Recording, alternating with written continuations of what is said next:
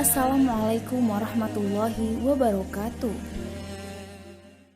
Kisah Ibunda Maryam melahirkan Nabi Isa alaihissalam.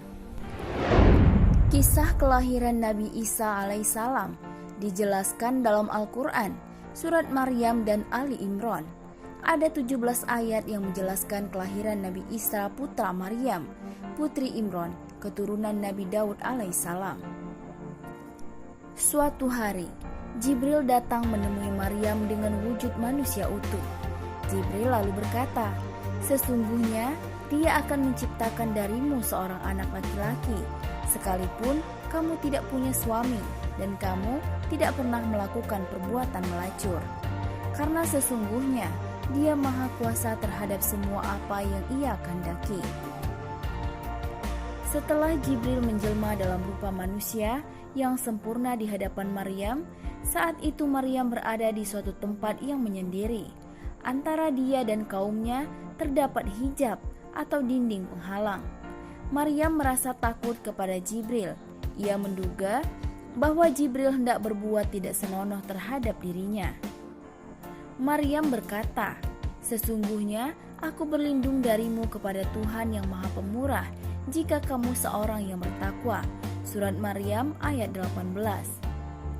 Saat Maryam mengingatkan Jibril kepada Tuhan yang Maha Pemurah, maka malaikat Jibril gemetar karena takut dan wujudnya kembali berubah seperti rupa aslinya. Lalu Jibril berkata, "Sesungguhnya aku ini hanya seorang utusan Tuhanmu untuk memberimu seorang anak laki-laki yang suci."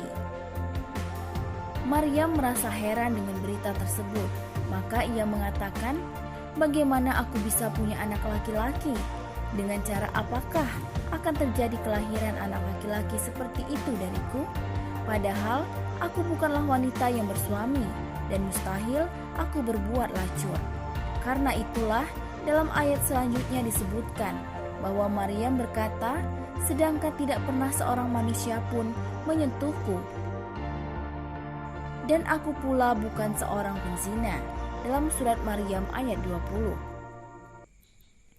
Jibril lalu melakukan tiupan ke dalam baju kurung Maryam.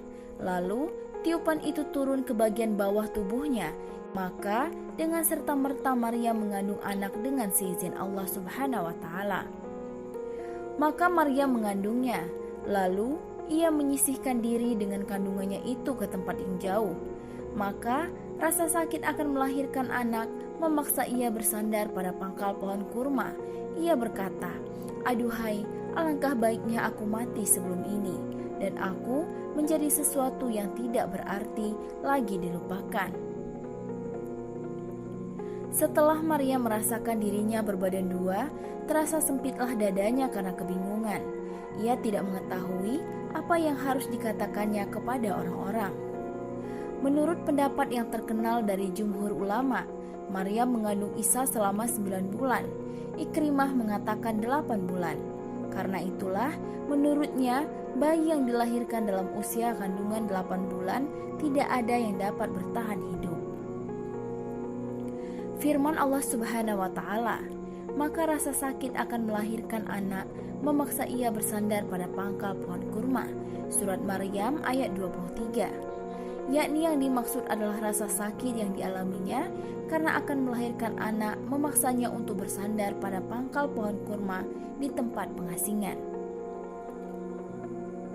Dalam hadis Isra melalui riwayat Imam Nasai dari Anas dan riwayat Imam Baihaqi dari Syaddad ibnu Aus telah disebutkan bahwa hal itu terjadi di Baitul Lahmi, tempat penyembelihan hewan alias penjagalan di dekat Baitul Maqdis, Palestina.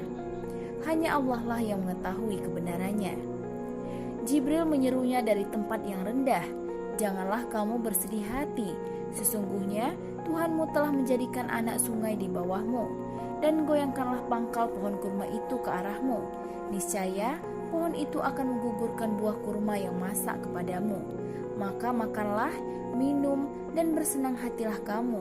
Jika kamu melihat seorang manusia, maka katakanlah, sesungguhnya aku telah bernazar berpuasa untuk Tuhan yang Maha Pemurah. Maka aku tidak akan berbicara dengan seorang manusia pun pada hari ini." Setelah melahirkan Isa alaihissalam, Maryam memilih puasa bicara saat menghadapi kaumnya. Lalu kemudian Maryam membawa Isa kepada kaumnya. Kaumnya berkata, "Hai Maryam, sesungguhnya kamu telah melakukan sesuatu yang amat mungkar. Hai saudara perempuan Harun, ayahmu sekali-kali bukanlah seorang yang jahat, dan ibumu sekali-kali bukanlah seorang penzina." Maka Maryam menunjuk kepada anaknya.